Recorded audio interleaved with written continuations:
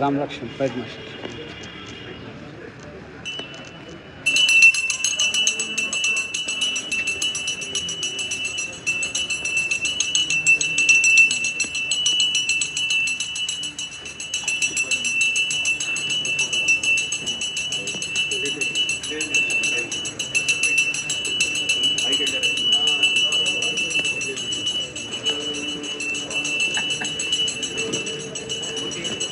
अरे वीडियो पट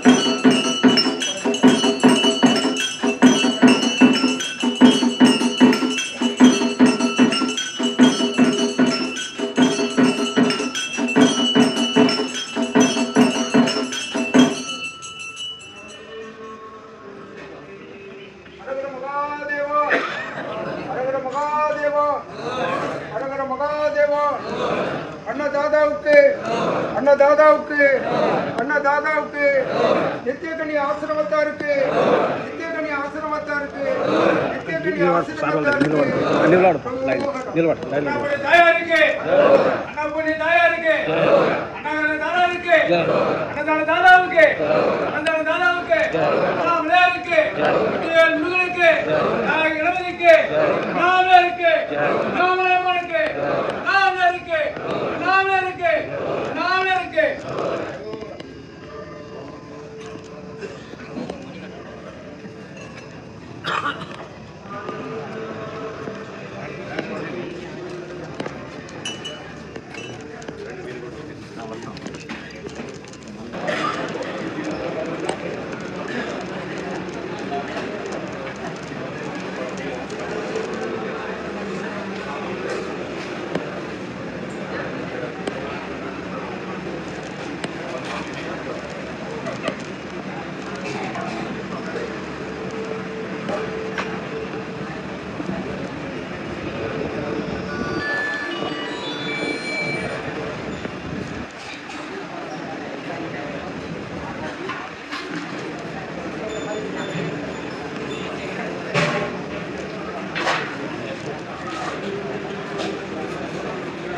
తినానా ఆడ పాపడాలు వడ్డించు పాపడాల దగ్గర నిలబడితే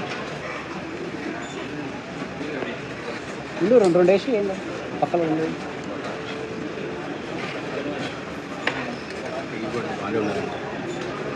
సరే కొన్ని ఉంటాయి లేదు సెంటిమెంట్ మనకి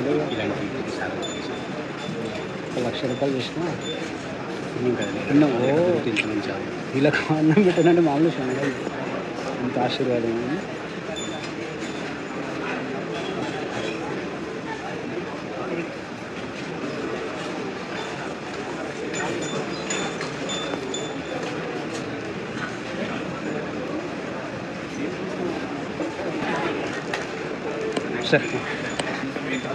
అరుణాచలంలో ఉన్న ఈ సాధులకి నిత్యం అన్నపూర్ణేశ్వరమ్మ ఈ ప్రతిరోజు దాతలో ఈ అన్నం కొద్దిగా ప్రసాదంగా వాటిని వాడుతున్నారు.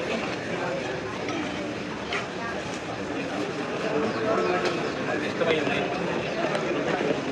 లేకుండా నిర్ణయం తీసుకోవచ్చని కూడా ఎంత నిజాయితీ ఉందంటే వాళ్ళకి ఏది అవసరమో దాన్నే చూసుకుంటారు. అవసరం లేని వేసి చేయట్లేదు. అంటే సాధు సంగతి ఎంత ఈజీగా ఉంటుంది అర్థం చేసుకోవాలి. హాయ్ ఫ్రెండ్స్, చూడండి సాధు పుంగవులు అన్నదాన స్వీకరణను కొనసాగిస్తున్నారు.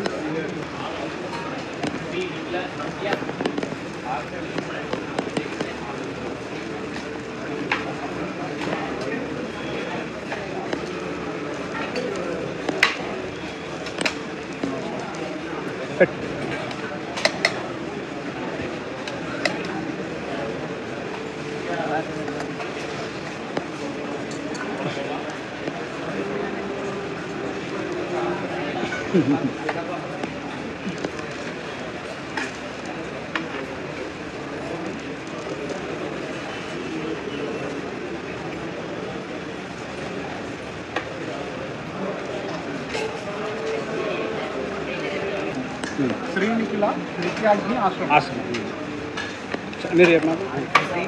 నిత్యాగ్ని ఆశ్రమం. రోజు ఎంతమంది భక్తులు వస్తారు స్వామీజీ? 1000 మంది. 1000 మందికి మధ్యాహ్నం. ఫ్రెండ్స్ చూడండి, 1000 మందికి రోజు నిత్యాన్నదానం మధ్యాహ్నం భోజనం ఉంటుందంట. మేడం ఇక్కడికి మధ్యాహ్నం రోజు ఎంతమంది వస్తారు మేడం? అన్నానికి 1000 మంది గురువులు. చూడండి ఫ్రెండ్స్, 1000 మంది మధ్యాహ్నం. 1000 మంది భోజనం వాళ్ళకి తిన్న వడ్డీ ఎంత వడ్డీ వాళ్ళు బాక్సుల్లో కూడా పెడుతున్నారు. సరిపోయినంత తింటున్నారు, వృధా చేయకుండా.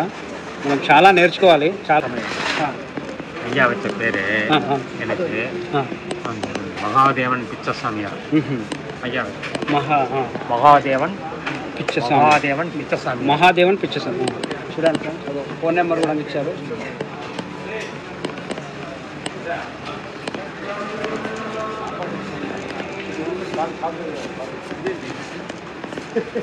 ఏంది ఏంటి సార్? చెప్పండి సార్ చెప్పండి సార్. దక్షిణ కాంబోళం అంట. ఇక్కడ ఏంటంటే చాలా మంది అన్నం పెడతారు, మనిషికి 20 రూపాయలకి దక్షిణ కాంబోళం అని. వాళ్ళకి అన్నం వెళ్ళి తినేటప్పుడు వాళ్ళకి ఏదో ఇంకోటి ఎందుకు బస్సులు కోసం మర్చిపోతున్నారు. ఇది ఫస్ట్ టైం మేము చూస్తుంది. 5 రూపాయలు దక్షిణ మనిషికి భోజనం పెట్టి 5 రూపాయలు నోట్లు మార్చి వాళ్ళే ఇస్తారు.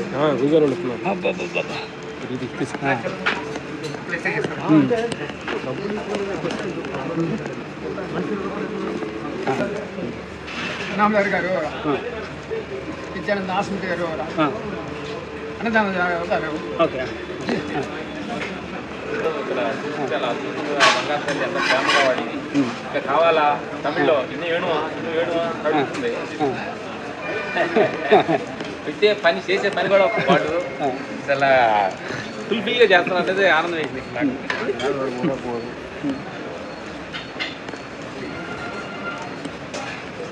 చూడండి ఎంత చక్కగా కూర్చొని అందరూ కలిసిమెలిసి తృప్తిగా భోజనం చేస్తున్నారు. చూడండి.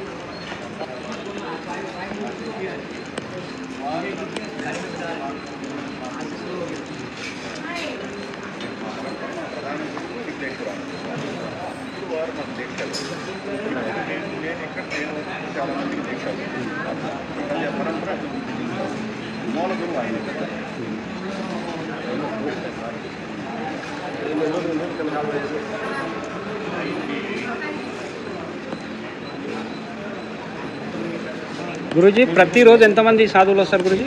లంచ్ 1000 మంది వరకు.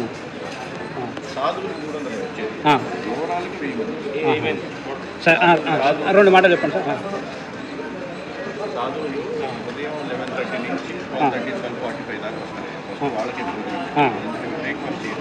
Direct lunch. సాయంత్రానికి కావాల్సిన వాళ్ళు సో 11:30కి వాళ్ళకి స్టార్ట్ అవుతుంది.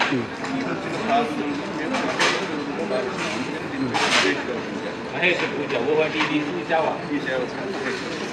దీన్నే వచ్చిన వాళ్ళని ముందుగా భావించి వాళ్ళకి ఆరాధించి వాళ్ళకి భోజనం పెట్టి వాళ్ళకి దక్షిణ ఇచ్చి వాళ్ళకి దక్షిణ ఇచ్చి ఫస్ట్ టైం మేము గురువారం అన్నదానం చూసాం కానీ దక్షిణలు ఇచ్చి వాళ్ళకి ఏదో ఈ ఖర్చుతో వాళ్ళకి భర్తల ఖర్చు కోసం టాబ్లెట్ ట్యాబ్లెట్ మనకి పూర్వకాలంలో కూడా మనకి ఇంటికి బాక్సాలు వస్తే భోజనం పెట్టి దానికి అసలు ఇచ్చేవాళ్ళు. అదే మా నాయనమ్మ కేశవమ్మ మా నాయనమ్మ కేశవం పోయినప్పుడు వేరే టీ కమిట్ భోజనం ఊరి అంతా అడిగేవాడు ఆ రోజుల్లో వచ్చేది అంతా 20 పైసలు 100 రూపాయలు అట్లా ఇది మన సాంప్రదాయంలో ఉంది. ఇది భక్షాలు డబ్బులు ఇవ్వాలని అందులో సాధువులకి ఇవ్వాలనేది ప్రత్యేకించి ఉంది.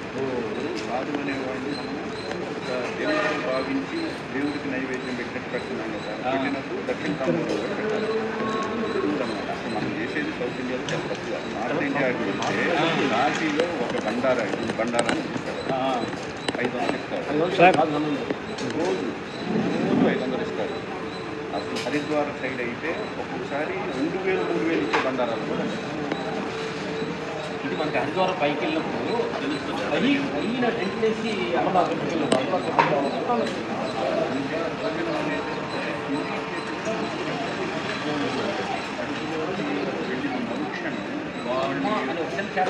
అదే ఆశీర్వాదం.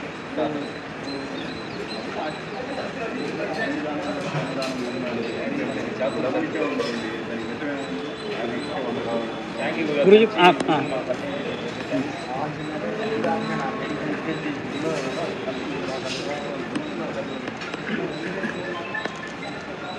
గురుజీ 2 మాటలు చెప్పండి గురించి. ఇక్కడ కార్యక్రమం ఇక్కడ శ్రీనివాస్ గారు అని నిత్యాగ్ని శ్రీనివాస్ గారు అని శ్రీ నిఖిల నిత్యాగ్ని ఆశ్రమం పౌర్ణమి రోజు 3000 మంది వస్తారు. ప్రతిరోజు 1000 మంది అన్నదానం చేస్తుంది. అన్నదానంతో పాటు దక్షిణం కూడా ఇస్తుంది.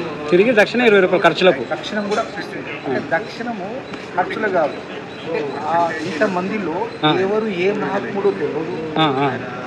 వాళ్ళ రూపంలో దత్తాత్రేయుడు 12 గంటలు కరెక్ట్గా ఆరతిచ్చి, దత్తాత్రేయుడు అంశం ఏంటంటే కరెక్ట్ 12 గంటలకి ఎవరి ఆత్మ లోపల ఉంటరై మన దగ్గర భోజనానికి వస్తారు. ఆ దృష్టితో దానం చేయడం జరుగుతుంది. అందరి దత్తాత్రేయుడు రూపంగా ఇక్కడ మనం స్వీకరిస్తారు. వీళ్ళంతా సన్యాసులు. దత్తాత్రేయుడు భగవంతుడి రూపంలో, శివ అరుణాచలం అంటేనే భగవంతుడు. భగవంతుడి రూపంలో మనం చూస్తున్నాం. అందరూ ఆ పక్కన ఈ పక్క కూడా రాలేదు, మరి ఈ పక్క మనకు వచ్చేది